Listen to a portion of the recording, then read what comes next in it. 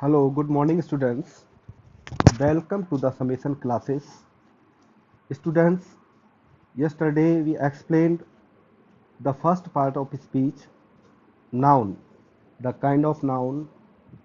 ये तो कहते हैं कि नाउन नाउन को भी काइंड्स ऑफ नाउन के अलावा noun the number, noun the gender, जिस तरह से नाउन के दो नंबर होते हैं, सिंगुलर नंबर, प्लूरल नंबर, ऐसे ही नाउन तीन चार जेंडर में पाया जाता है, masculine gender, feminine gender, common gender and neuter gender. इस तरीके से आपने बहुत अच्छे से नाउन को सीखा। उम्मीद करता हूं अब मैं दूसरा पार्ट ऑफ स्पीच लेकर आया हूं आपके सामने, प्रोनाउन। स्टूडेंट्स, हम प्रोनाउन को स्टार्ट करने से पहले सबसे पहले हम जो जो चीज़ हमारे सामने है, ठीक है, वो अपनी पहचान अपने नाम में ही बता देती है। यहाँ पे जैसे लेते हैं प्रोनाउन। प्रोनाउन दो वर्ड से बना है। प्रोनाउन दो वर्ड से बना है।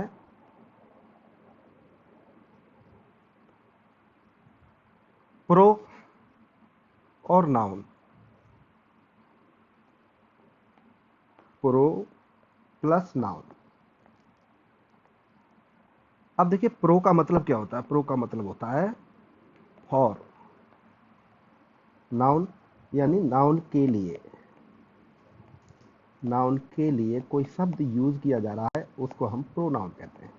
तो जो शब्द ये अपना अपनी पहचान अपनी डेफिनेशन अपने ही नाम में छुपाए बैठा है और नाम से ही बता रहा है कि जो शब्द नाउन के लिए प्रयोग किए जाते हैं वो प्रोनाउन होते हैं। तो इसकी डेफिनेशन बनती है, डेफिनेशन ऑफ प्रोनाउन।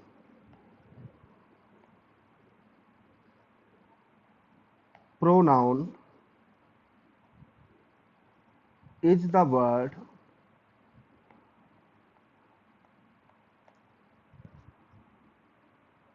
used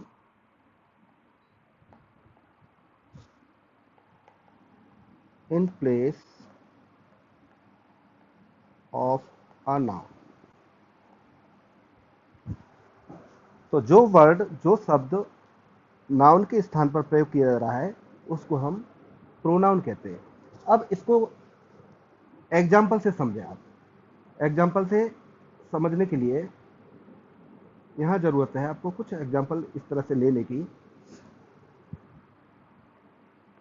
मैं एग्जाम्पल दे रहा हूं, जैसे उसका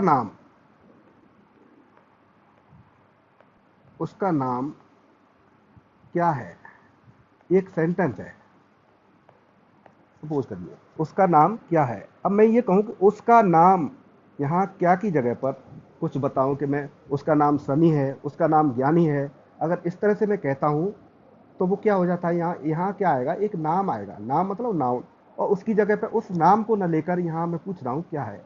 तो क्या क्या है, एक प्रोनाउन है।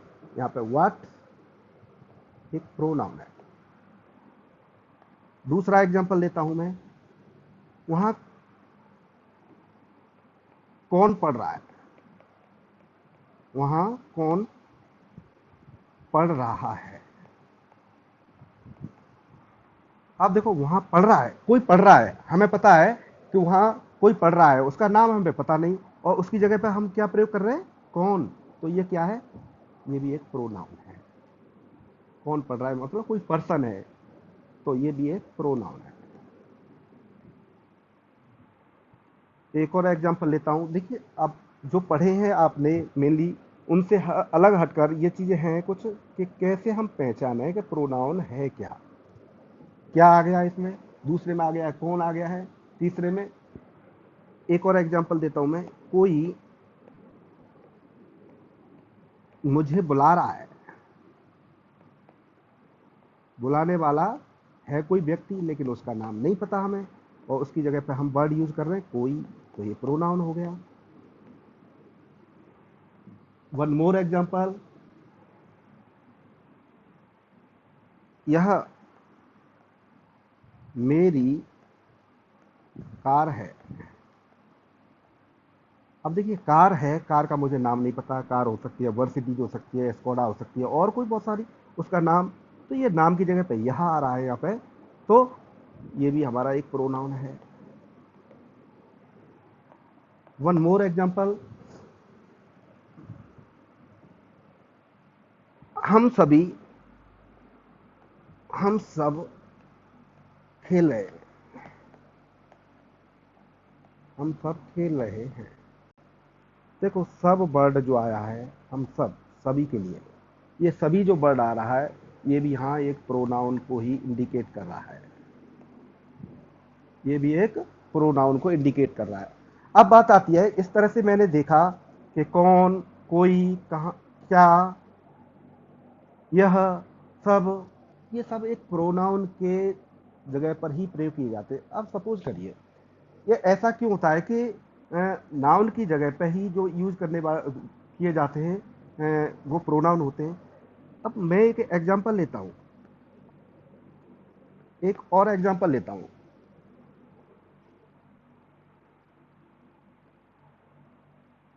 वह रमेश है, वह रमेश है, ये वर्ड आ रहा है। रमेश मेरा मित्र है, मित्र है। फिर दे रहा हूं मैं, रमेश की मां एक अध्यापक है। देखिए बार बार हम रमेश को यूज कर रहे हैं, रमेश रमेश रमेश, तो ये क्या है, एक अजीब सी लैंग्वेज लग रही है। उस लैंग्वेज को सही रूप से यूज करने के लिए हम इनकी जगह पे जो वर्ड यूज करते हैं वो प्रोनाउन होते हैं। तो स्टूडेंट्स, आपकी समझ में आ गया होगा कि प्रोनाउन का महत्व क्या है, प्रोनाउन का इंपॉर्टेंस क्या है, हम क्यों प्रोनाउन को प्रयोग करते हैं, क्यों हम सीधे नाउन प्रयोग नहीं कर सकते। तो pronoun is the most important part of English grammar. So तुम्हें प्रोनाउन को अच्छे से समझना है स्टूडेंट। अब देखें, मेनली जो वर्ड होते हैं, आई, आपने देख सुने होंगे कि आई, वी, यू,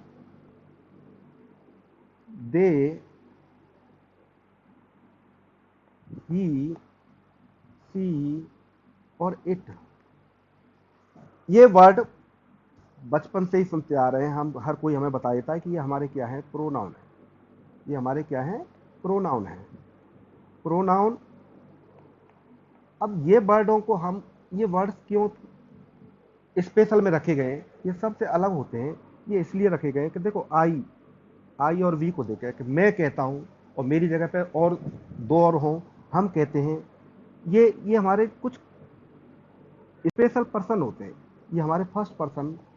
ऐसे ही ये यू आता है, ये सेकंड पर्सन, और बाकी ये जितने भी वर्ड हैं ये थर्ड पर्सन पर्सन। तो इस वजह से इसका आ, इन इन जितने भी जो जो सामने मैं एग्जांपल दे रहा हूं, इनको हम पर्सनल प्रोनाउन के अंदर रखते हैं। तो यहां देखें कि इनका यूज, और इनके अलावा दूसरी जो बताए मैंने, तो यूज करें काइंड्स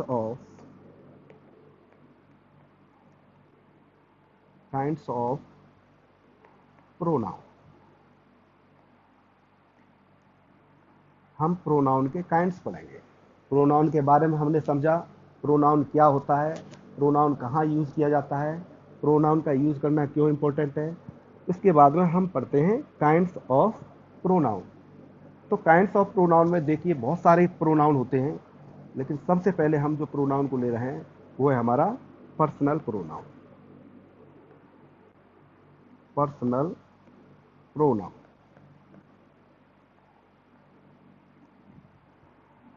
पर्सनल प्रोनाउन क्यों है ये, क्योंकि ये ही यूज किए जाते हैं, बात करते हैं एक दूसरे से। मैं फर्स्ट पर्सन हो गया, सेकंड पर्सन हो गया और थर्ड पर्सन हो गया। अब देखो फर्स्ट पर्सन आई और वी, मैं या हम, ये फर्स्ट है क्योंकि ये स्पीकर है जो बात कर रहा है, मैं कह रहा हूं अपने बारे में कह रहा हूं, या मेरे साथ एक और है तो हम कह रहे हैं उसको। और सेकंड पर्सन यू, यू मतलब जो सामने है हमारे उससे कह रहे हैं, यू का मतलब तुम या आप। इसके अब दूसरे ये होते हैं दे, ही, सी और इट। यहां दे थर्ड पर्सन में प्लूरल जेंडर के लिए प्रयोग किया जाता है, ये थर्ड पर्सन में प्लूरल के लिए। और थर्ड पर्सन में ही और सी ये सिंगुलर के लिए यूज किए जाते हैं, इसको अच्छे से समझ लेना। और इट, इट जिसका हमें जेंडर नहीं पता, जिसका जेंडर नहीं पता, या कोई जानवर है उसके लिए हम, या कोई निर्जीव चीज है उसके लिए हम जेंडर नहीं पता हो, उसके लिए हम इसको प्रयोग कर देते हैं।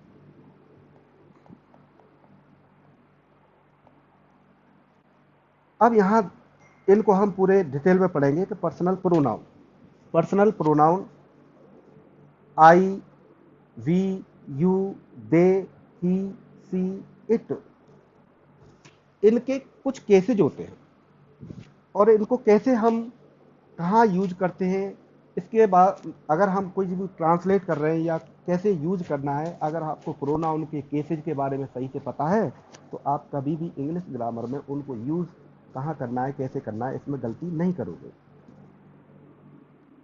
ये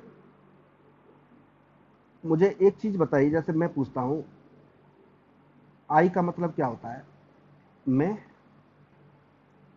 और मी का मतलब होता है जो हमें सिखाया जाता है, जो रटाया गया अब तक, मुझे।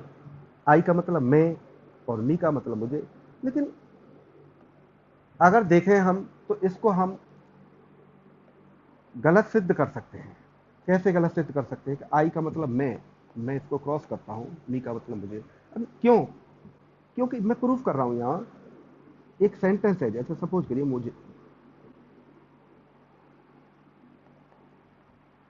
मुझे यह पेन पसंद है, क्योंकि हमें रटाया गया है मुझे के लिए क्या यूज किया जाता है, मी। और इस सेंटेंस को हम करेंगे तो कैसे करेंगे, मुझे यह पेन पसंद है, I like this pen, I like this pen. लेकिन यहां क्या आया वर्ड आई, मुझे के लिए। तो स्टूडेंट्स यहां ये चीजें हमें समझनी है कि मैं ये नहीं कह सकता कि आई का मतलब सिर्फ और सिर्फ मैं होता है, या मी का मतलब मुझे होता है।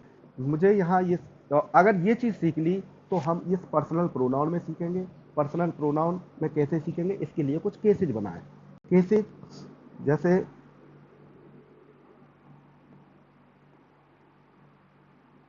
केसेज होते हैं इसका, यहां देखें nominative case, nominative case. Nominative case क्या होता है, सब्जेक्ट, सब्जेक्ट जो सब्जेक्ट की जगह पर यूज किए जाते हैं वो होते हैं हमारे नॉमिनेटिव केस। नॉमिनेटिव केस जैसे फर्स्ट पर्सन में देखें, I, we, you, he, she, it,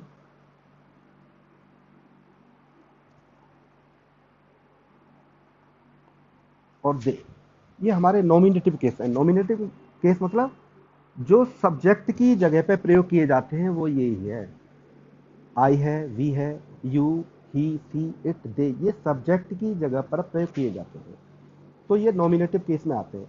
अब इनका दूसरा वो समझे केस,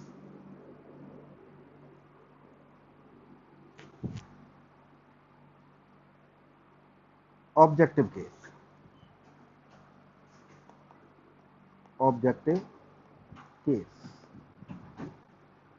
ऑब्जेक्टिव केस क्या होते हैं, जो ऑब्जेक्ट की तरह, यानी सब्जेक्ट जो काम करता है और ऑब्जेक्ट जिसके ऊपर क्रिया की जाती है। तो इस आई का जो ऑब्जेक्ट होता है वो होता है मी, और वी का होता है अस, यू का ऑब्जेक्ट यू ही होता है, सेम होता है, ही का हिम होता है, और सी के लिए हर वर्ड का प्रयोग किया जाता है, इट, ये भी सेम होता है, और दे के लिए डैम का प्रयोग। ये पर्सनल प्रोनाउन में इनको समझना बहुत ही जरूरी होता है। इसके बाद अब देखें, कोई मैं उसे पीटता हूं। तो पीटने वाला कौन है? पीटने वाला कौन है? मैं के लिए क्या वर्ड आएगा? सब्जेक्ट है। वह मुझे पीटता है। मुझे जब वर्ड आता है तो उसके लिए मी वर्ड आएगा, क्योंकि ये ऑब्जेक्टिव है। और तीसरा इसका जो केस होता है वो होता है हमारा पजेसिव केस।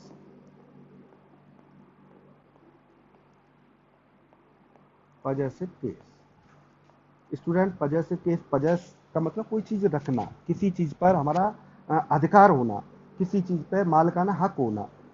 इस इनके इन पजेसिव केस को और इनकी स्थिति को बहुत अच्छे से आपको समझना है, अदरवाइज आप यूज ऑफ प्रोनाउन में हमेशा गलती करोगे। आई का ऑब्जेक्ट हो गया मी, और इसका पजेसिव जो होता है वो होता है माई और माइन। ऐसे ही वी का आवर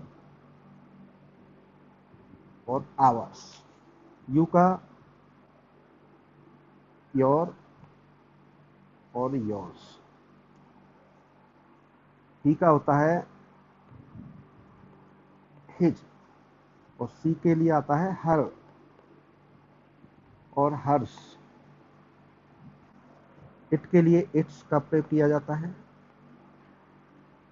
और दे के लिए देयर और देयर्स। तो व्यूअर्स, आपके सामने ये पर्सनल प्रोनाउन की टेबल पूरी मैंने लिखी है, जिनके 3 केस होते हैं: नॉमिनेटिव केस, ऑब्जेक्टिव केस और पजेसिव केस। नॉमिनेटिव केस जो सब्जेक्ट की जगह पर प्रयोग किए जाएंगे वो यही वर्ड होंगे। अगर आपको सब्जेक्ट की जगह पर यूज करना है तो यही वर्ड सब्जेक्ट की जगह पाएंगे, इनके अलावा और कोई ये वर्ड नहीं आ सकते। और अगर वही वर्ड ऑब्जेक्ट की तरह काम कर रहा है तो ये ऑब्जेक्ट की तरह पे ये आएंगे: me, us, you, him, her, it, them. और पजेसिव की जगह पर ये पजेसिव केस होते हैं। इसमें दो तरह की चीजें हैं, जैसे माई, माइन, आवर, आवर्स। इनका यूज थोड़ा सा समझ लें कि इनका यूज कैसे करना है।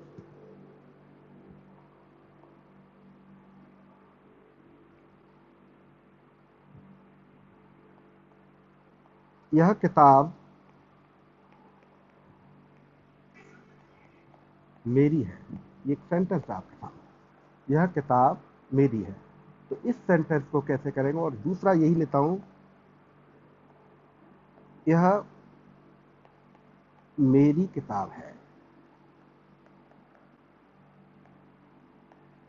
देखिए, ये जो पहले वाले जो जो पजेसिव केसेस हैं, इनके बाद में कोई नाउन जरूर आएगा। अगर इनके बाद में कोई नाउन नहीं है तो फिर ये पीछे वाले पजेसिव प्रोनाउन आते हैं। जैसे पहला सेंटेंस पहले वाले को लेते हैं, यह किताब मेरी है, तो दिस बुक इज माई और माइन, माइन, क्योंकि इसके बाद में कोई वर्ड नहीं है। और इसको ले, यह मेरी किताब है, दिस इज माई बुक। तो माई के बाद में बुक आ रहा है, लेकिन माइन के बाद में कोई नहीं आ रहा है, इसलिए ये पीछे माइन का प्रयोग करते हैं। तो स्टूडेंट्स, ये समझ में आ गया होगा आपको कि पर्सनल प्रोनाउन कैसे यूज किए जाते हैं, और पर्सनल प्रोनाउन के 3 केसेज होते हैं। ठीक है, आगे आगे चलते हैं हम। दूसरा जो प्रोनाउन होता है वो होता है हमारा डेमोन्स्ट्रेटिव प्रोनाउन। दूसरा प्रोनाउन होता है हमारा डेमोन्स्ट्रेटिव प्रोनाउन। डेमोन्स्ट्रेटिव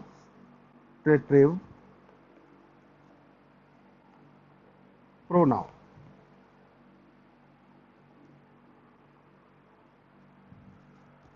इसके लिए इसकी डेफिनेशन समझें। The pronoun that indicates towards nouns are called demonstrative pronoun. So the pronoun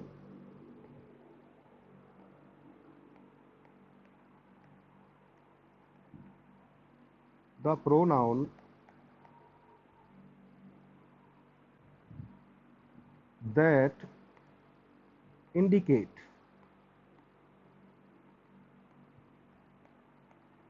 बस ये वर्ड याद रखना है आपको, समझना है, बस रटने की कोई जरूरत नहीं है कि the pronoun that indicate towards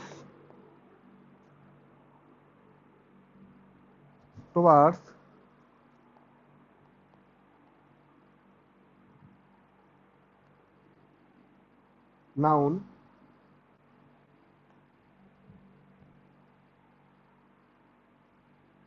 are called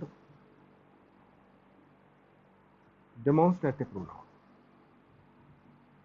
यानी जो नाउन को इंडिकेट करे, जो नाउन को इंडिकेट करता है वो हमारा डेमोन्स्ट्रेटिव प्रोनाउन होता है। जैसे नाउन को कैसे, for example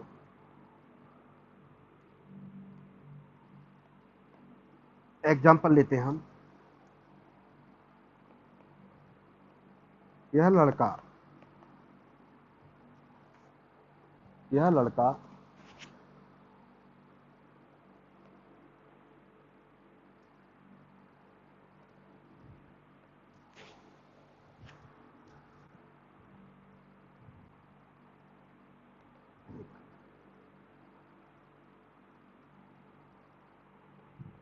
this is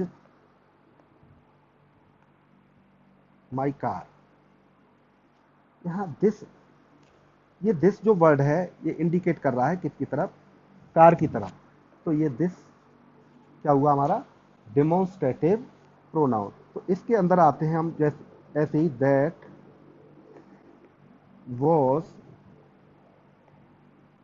was my book. तो दैट इंडिकेट कर रहा है यहाँ बुक की तरफ।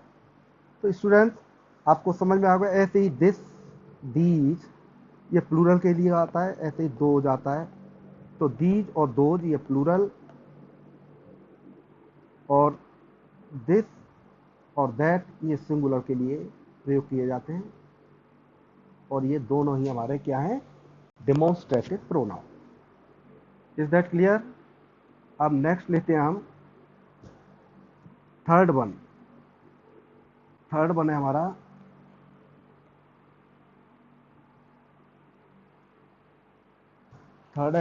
Interrogative pronoun. Interrogative pronoun.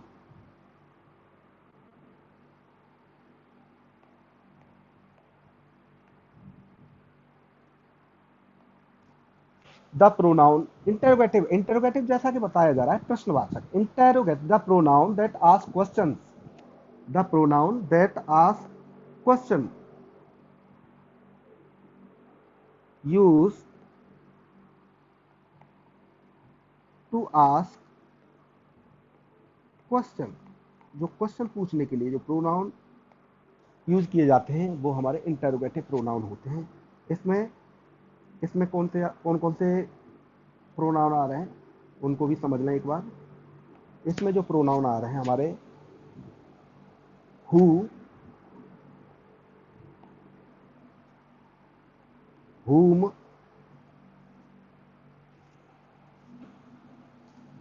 whose, what, which, whose, what और which। अब इनको समझे थोड़ा सा, मैं एग्जांपल से समझाता हूं। हु कैन हेल्प यू, इसमें समझे। हु कैन हेल्प यू यानी जो तुम्हारी हेल्प कौन कर सकता है। अब उसका नाम नहीं पता हमें, नाम होता तो नाउन आ जाता, लेकिन उस नाम की जगह पर ये वर्ड प्रयोग किया जा रहा है हु। तो ये हमारा क्या हो गया, प्रोनाउन। ये हमारा pronoun. whom do you call, whom sorry did you call, तुमने किसको बुलाया, किसको, उसका भी, ये भी एक नाम की जगह पे आ रहा है, ये भी हमारा प्रोनाउन है।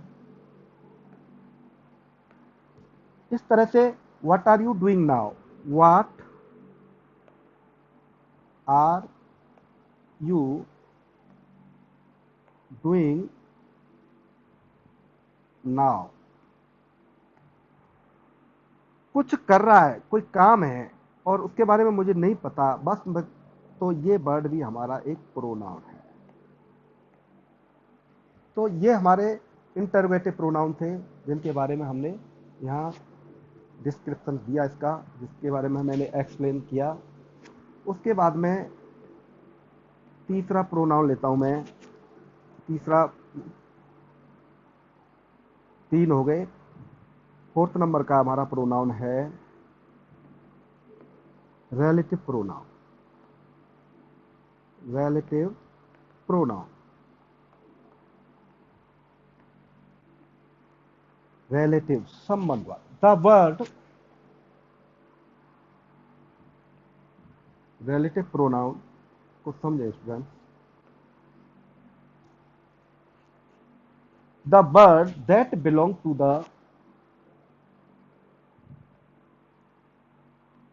the word that belongs to the WH family. WH family used to refer, ये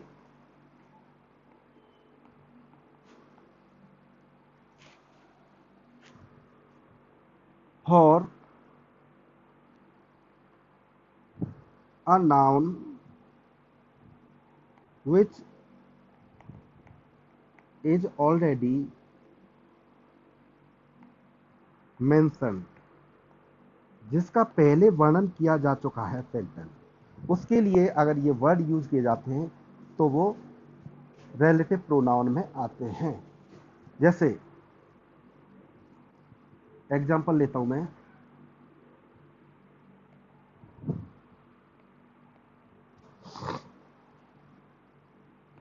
the boy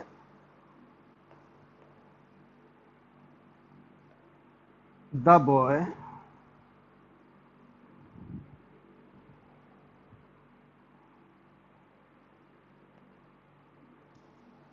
the boy who was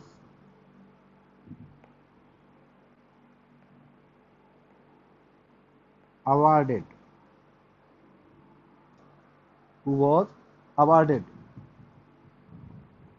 was my friend। Student इसको समझे सही, क्योंकि हु के बारे में हमने वहां इंटरोगेटिव प्रोनाउन भी पढ़ा था, और यहाँ हु वर्ड जो आ रहा है यहाँ रिलेटिव प्रोनाउन में भी आया है। तो यहाँ रिलेटिव प्रोनाउन में कैसे आया, बस एक सेंटेंस को समझ लें, बाकी सब समझ में आ जाएगा। कि द बॉय जो हु वॉज अवार्डेड, जिसको अवार्ड दिया गया, वॉज माई फ्रेंड, वो मेरा फ्रेंड था। द बॉय, ये हु किसके लिए आया है, द बॉय के लिए।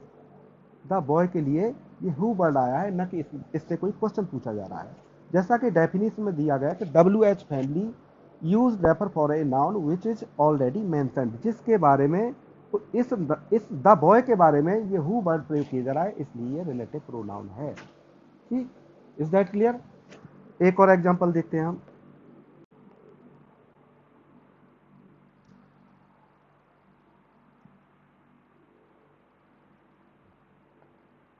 Pay attention to what I से।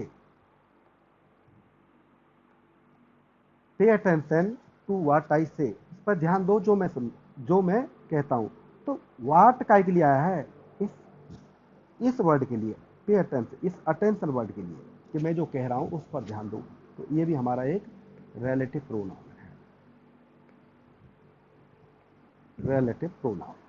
तो स्टूडेंट यहां मैंने 4 प्रोनाउन बताए अभी, और चारों प्रोनाउन आपकी समझ में आ गए होंगे, उम्मीद करता हूं। अब लेता हूं मैं 5th वन, रेसिप्रोकल। समझें, reciprocal pronoun.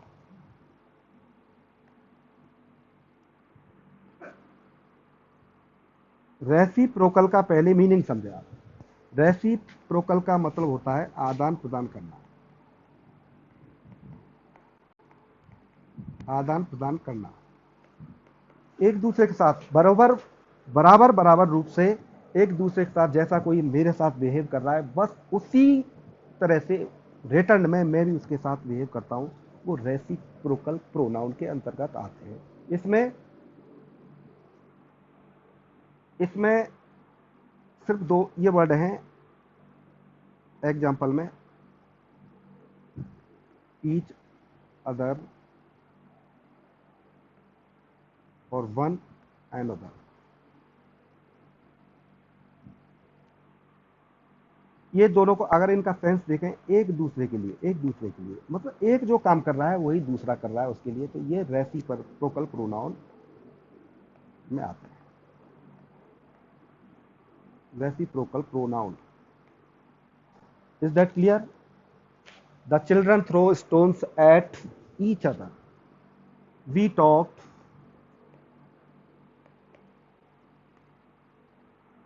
We talk to each other.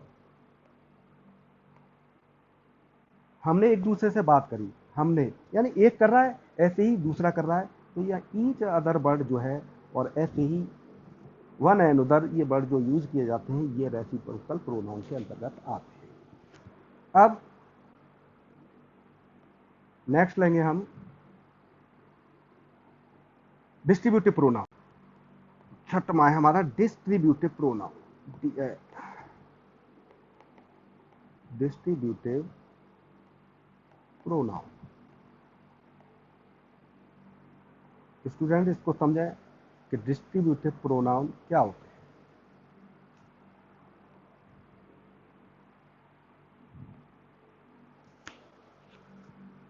Definition समझे सबसे पहले इसकी। The pronoun that deal with noun in a one at a time manner are called distributive pronoun. देखिए ऐसे शब्द,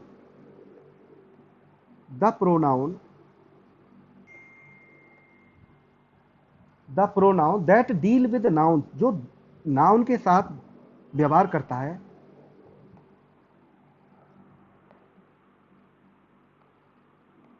with noun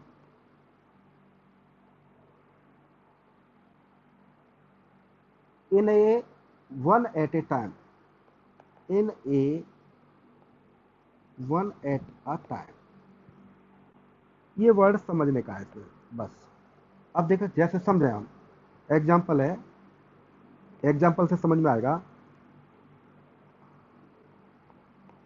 each of you,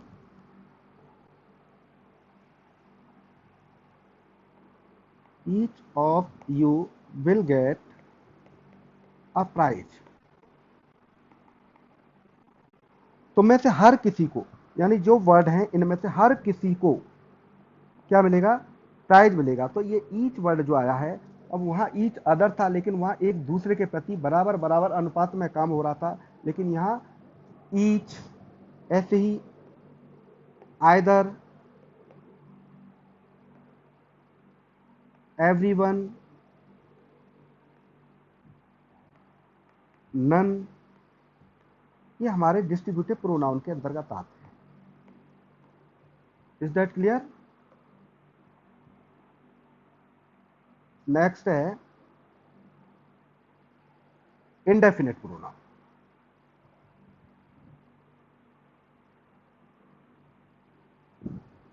indefinite pronoun,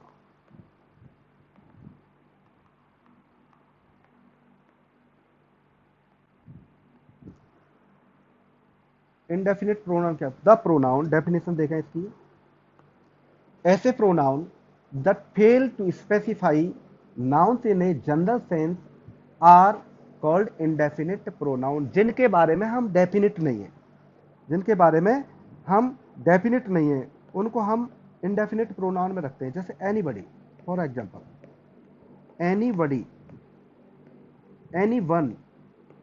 अब anybody हमें क्या पता चल रहा है कि कौन है?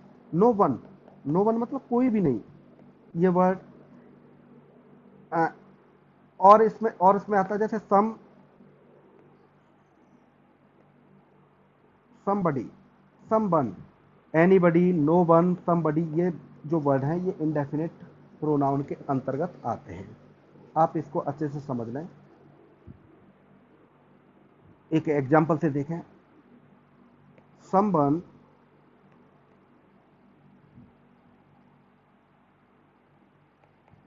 knocked at my door।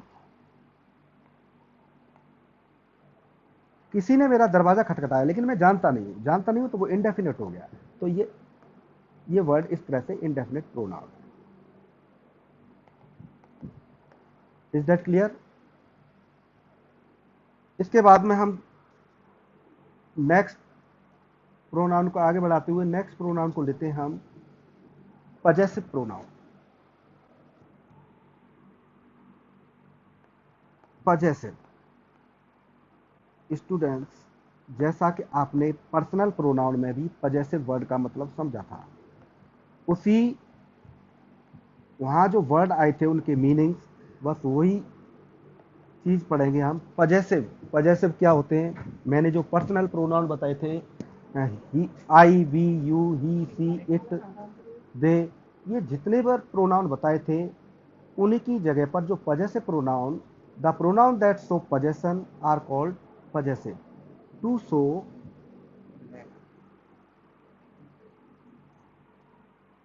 To show possession. Possession मतलब अधिकार।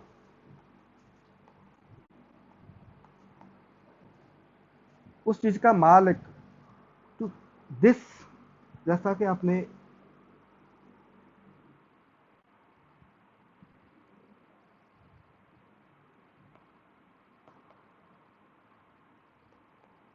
दैट पेन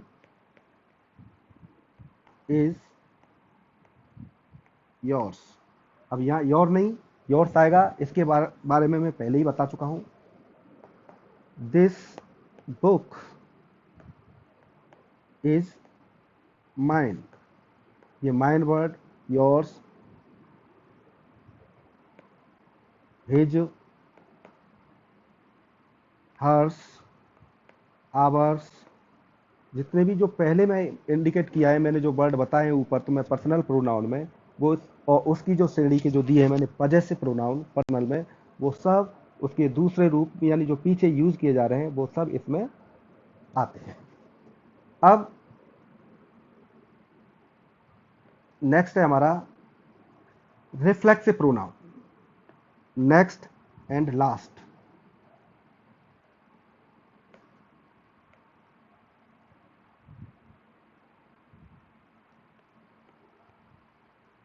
रिफ्लेक्सिव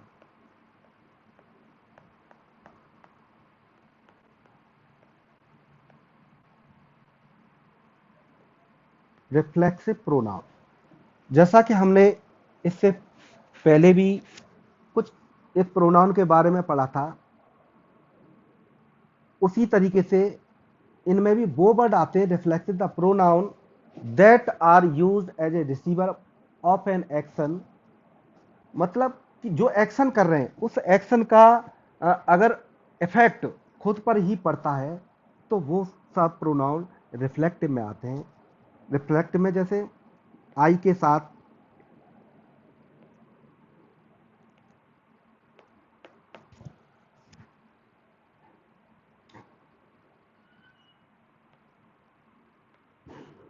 उसका जो रिफ्लेक्ट करते हैं, जैसे आई वर्ड है, आई के लिए रिफ्लेक्सिव यानी आई का मेरा प्रभाव, मेरे ऊपर, मेरी क्रिया का मेरे ऊपर प्रभाव पड़ रहा है, तो वो आई के साथ आता है। My self. यू के लिए योर सेल्फ। दे के लिए देम सेल्फ। जो वर्ड खुद ही, जो वर्ड जिसका जो रिसीवर होता है उस एक्शन का प्रभाव उसी रिसीवर पर पड़ता है, वो होता है हमारा रिफ्लेक्सिव प्रोनाउन। फॉर एग्जाम्पल,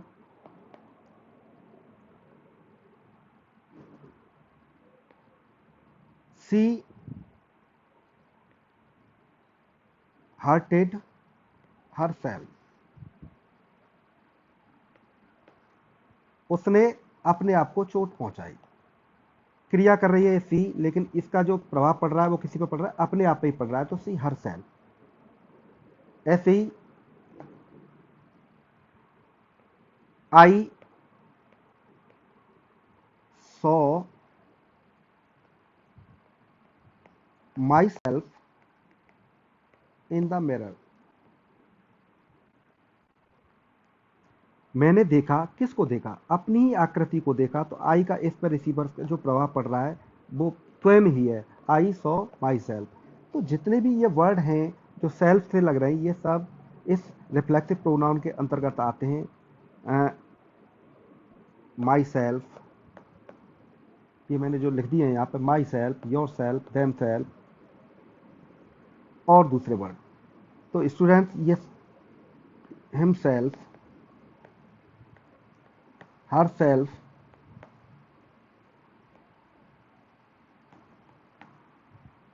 ये सेल्फ वाले वर्ड ये सब रिफ्लेक्सिव प्रोनाउन के अंतर्गत आते हैं। तो स्टूडेंट्स, मैंने यहाँ पर आपको प्रोनाउन प्रोनाउन कराया और प्रोनाउन के काइंड्स कराए। इन प्रोनाउन और प्रोनाउन के काइंड्स को अच्छी तरह से सीखें, बस समझने की कोशिश करें, रटने वाली कोई चीज़ नहीं है इसमें। अगर आप एक एक करके बस ये सेंटेंस को देखेंगे और इनको समझेंगे तो मुझे पूरी उम्मीद है कि प्रोनाउन से संबंधित कोई भी प्रॉब्लम आपके सामने नहीं आएगी। ओके स्टूडेंट्स, तो मैं समझता हूँ आपके समझ में ये अच्छे से आ गया होगा।